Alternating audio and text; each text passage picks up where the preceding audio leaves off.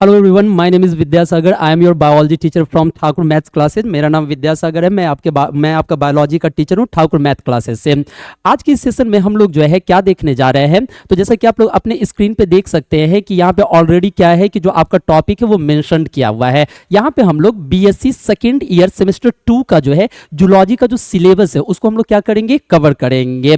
तो अभी क्या होता है कि जैसे कि आप लोग को पता होगा कि अभी एक न्यू एजुकेशन पॉलिसी आई है और उसके अकॉर्डिंग जो आपका ग्रेजुएशन पहले 3 इयर्स का होता था उसे कितने इयर्स का कर दिया गया है, 4 इयर्स का कर दिया गया है। और उसमें टोटल जो है आपके कितने सेमेस्टर है, 8 सेमेस्टर्स हैं, जिसे क्या किया गया है, पर ईयर आपका 2-2 सेमेस्टर डिवाइड किया गया है। तो हम लोग जो है इस सेशन में क्या देखेंगे कि हमारा जो सिलेबस है वो किस तरह से डिजाइन किया गया है, उसमें कौन सी टॉपिक्स को हम लोग को क्या करना है, कवर करना है, और उसके अंदर किन किन चीजों को हम लोग को क्या करना है, मेनली तौर पे फोकस करके चलना है, जिससे जो हमारा मार्क्स है, हमारा जो स्कोरिंग है वो काफी ज्यादा क्या हो, बेटर हो। तो विदाउट किसी देरी के हम लोग क्या करते हैं, स्टार्ट करते हैं हमारा काफी ज्यादा इंटरेस्टिंग सेशन, हमारा बीएससी का सिलेबस। देखिए मैं थोड़ी देर में आऊंगा जो सेमेस्टर 2 है उसके सिलेबस पे। पहले मैं एक ओवरऑल आपको व्यू दे देता हूं, ओवरऑल आपको एक अंडरस्टैंडिंग दे देता हूं कि इसमें हम लोग क्या देखने वाले हैं। जैसे कि मैंने आपको ऑलरेडी बताया कि टोटल जो है आपका जो ग्रेजुएशन है अब कितने ईयर का हो चुका है, 4 ईयर का हो चुका है, और उसे टोटल क्या किया गया है कि 8 सेमेस्टर्स में डिवाइड किया गया है।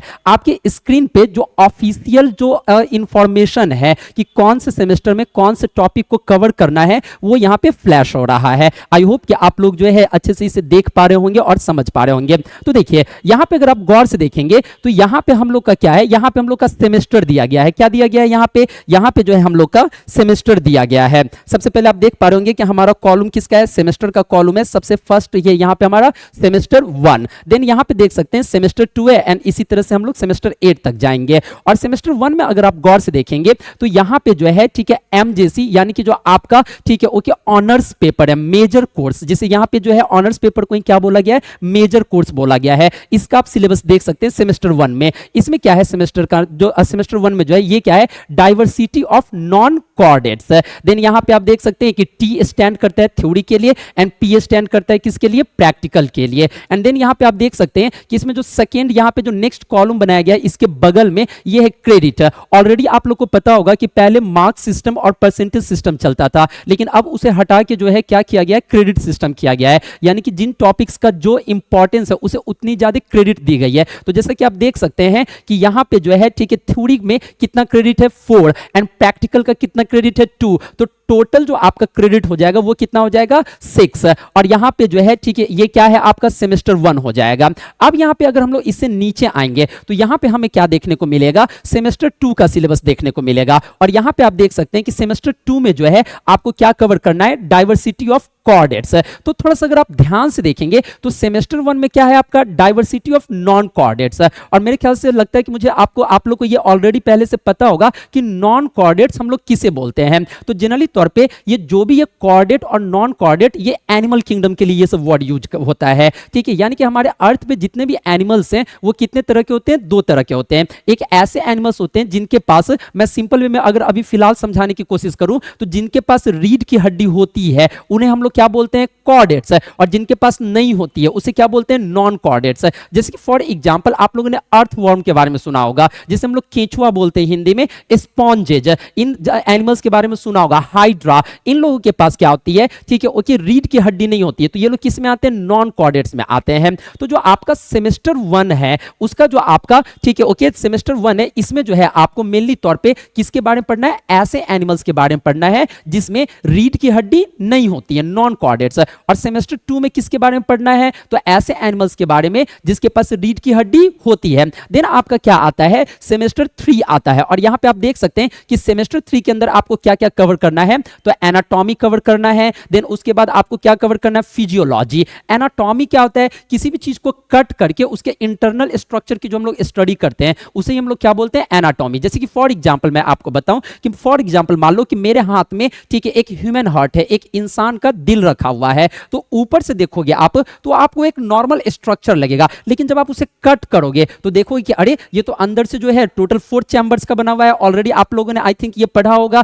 कि जो ह्यूमन का हार्ट होता है वो अंदर से क्या होता है, 4 चैम्बर का बना हुआ होता है। अपर 2 को ऑरिकल्स बोलते हैं, लोअर 2 को हम लोग क्या बोलते हैं, वेंट्रिकल्स बोलते हैं। तो अगर किसी चीज को कट करके हम लोग स्टडी करेंगे तो उसे हम लोग क्या बोलेंगे, एनाटॉमी। तो जो आपका 3rd सेमेस्टर है इसमें आपको डिफरेंट एनिमल्स का, ठीक है, एनाटॉमी पढ़ना है, यानी कि उसको कट करके उसके इंटरनल स्ट्रक्चर के बारे में आपको क्या करना है, स्टडी करना है, ठीक है। और सॉरी, और इसी में आप देखेंगे कि नेक्स्ट आपका क्या है, फिजियोलॉजी। फिजियोलॉजी क्या है, जैसे कि आप लोगों ने अपने जूनियर क्लासेज में पढ़ा होगा रिसेंटली, आई होप कि आप लोग सेमेस्टर यहाँ पे जो है 1 में आए हैं, तो अभी तुरंत में आप लोग जो है 11th और 12th कंप्लीट किए होंगे, तो उसमें आप लोगों ने पढ़ा होगा ह्यूमन फिजियोलॉजी, जहां पे जो है आप इंसान के बॉडी के अंदर जो भी फंक्शन हो रहा है वो कैसे हो रहा है उसके बारे में आप लोगों ने क्या किया होगा, स्टडी किया होगा। तो सेम चीज यहाँ पे फिजियोलॉजी है, इसमें आपको डाइजेस्टिव सिस्टम पढ़ने को मिलेगा, ब्रीदिंग, एक्सक्रीटरी सिस्टम, ये सब पढ़ने को मिलेगा। ओके, ध्यान से देखेंगे। देन इसके बाद आपका क्या स्टार्ट होता है, ठीक है, सेमेस्टर 4। क्या स्टार्ट होता है, सेमेस्टर 4। और सेमेस्टर 4 के अंदर आप देख सकते हैं कि आपको क्या पढ़ने को मिलेगा,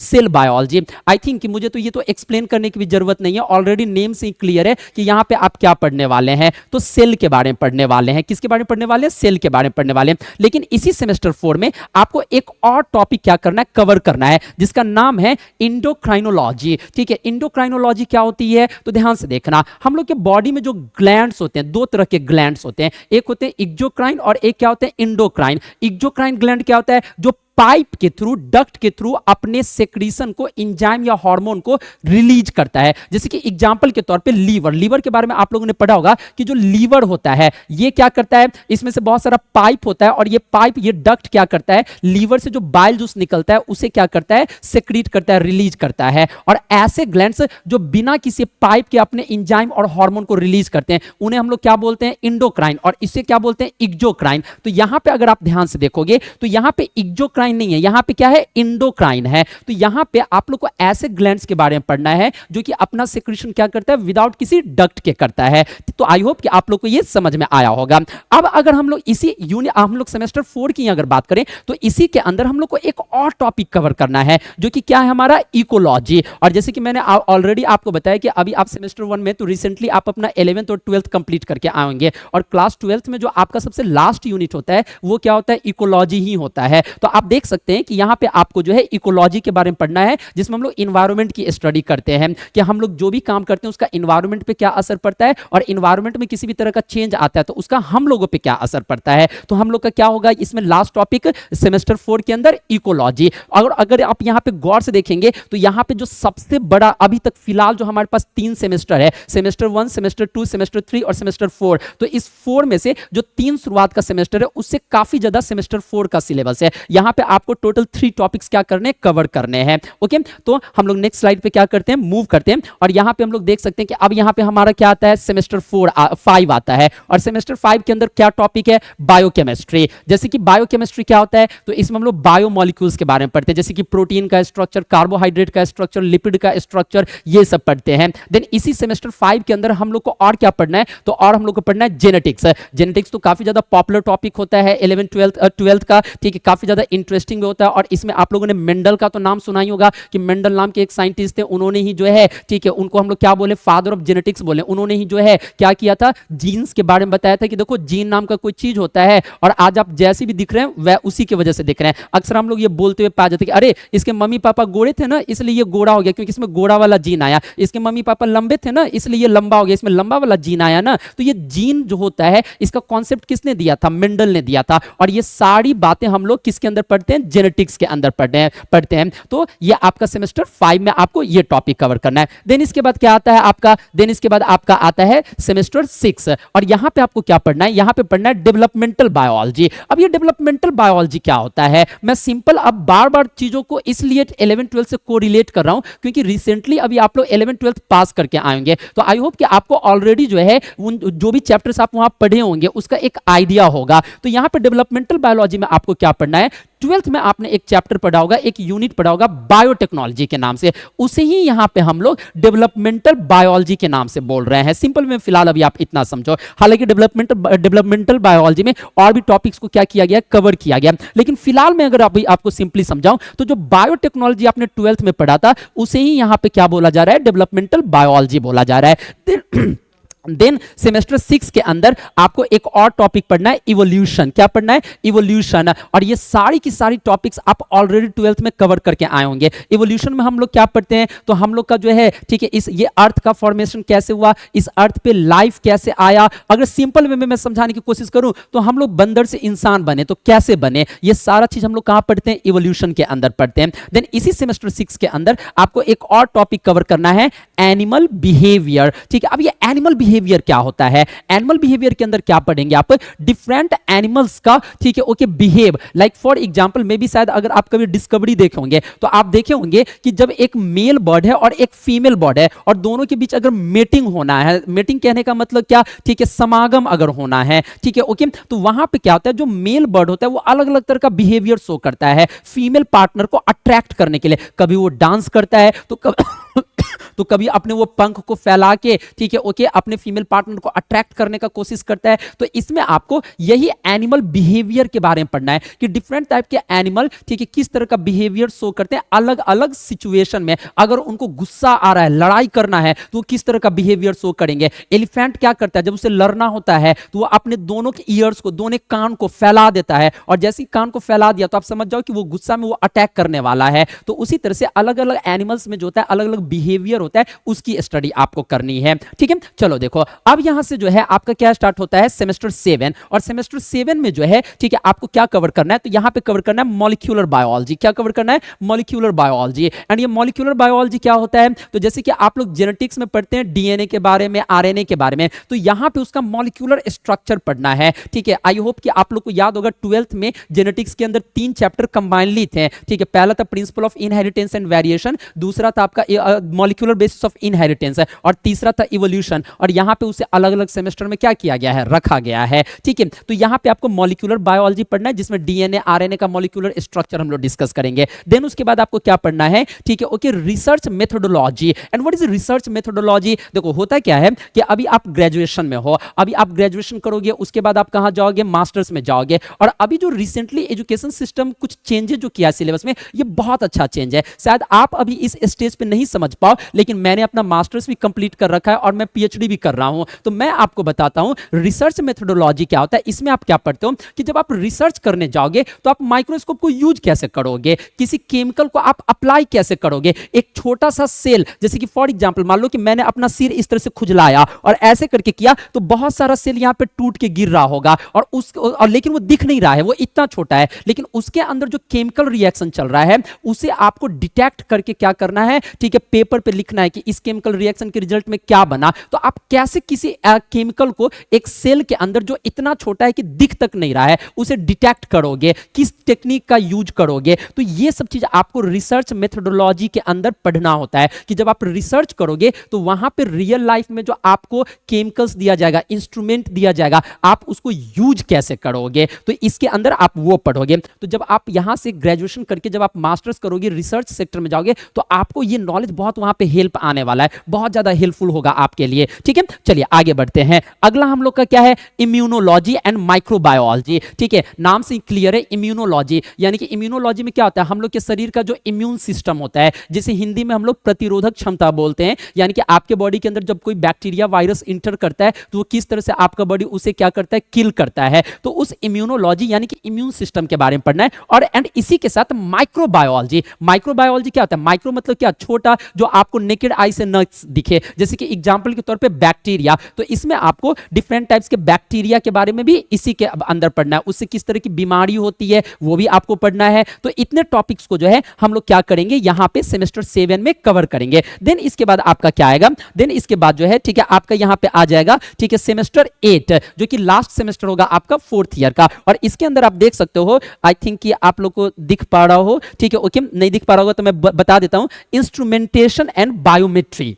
सेमेस्टर 8 के अंदर क्या है? सेमेस्टर 8 के अंदर है आपका instrumentation and biometry. And what is instrumentation and biometry? ध्यान से देखना, नाम में ही इसका आंसर छुपा हुआ है। इंस्ट्रूमेंट मतलब क्या होता है? औजार। जैसे कि मैंने अभी आपको बताया था, रिसर्च मेथोडोलॉजी में आपको बहुत सारा टूल्स दिया जाएगा, ठीक है, एंजाइम्स दिया जाएगा, माइक्रोस्कोप दिया जाएगा, और भी बहुत सारे टूल्स दिए जाएंगे। तो वो टूल्स को यूज कैसे करते हैं, उसका स्ट्रक्चर क्या होता है, कैसे उसको प्रॉपर वे में सेट किया जाता है, यूज किया जाता है, ये सब आप लोग इसके अंदर क्या करोगे? पढ़ोगे, ठीक है। तो आई होप कि आप लोग को जो है ये सिलेबस समझ में आया होगा। तो आपका जो ग्रेजुएशन है वो 4 ईयर का अब होने वाला है, और उसे टोटल 8 सेमेस्टर्स में डिवाइड किया गया है, पर ईयर 2 सेमेस्टर, और हर एक सेमेस्टर में आपको क्या पढ़ना है उसको अभी हम लोगों ने क्या किया? डिस्कस किया। तो आज का जो हमारा सेशन है इसमें मेन हमारा फोकस होगा सेमेस्टर 2 के ऊपर। किसके ऊपर फोकस होगा? सेमेस्टर 2 के ऊपर। और इसमें हम लोग देखेंगे कि सेमेस्टर 2 का हमारा टॉपिक क्या है। तो मैंने ऑलरेडी आपको बताया कि सेमेस्टर 2 में हम लोग जो है, ठीक है, ओके, डाइवर्सिटी ऑफ कोऑर्डिनेट्स को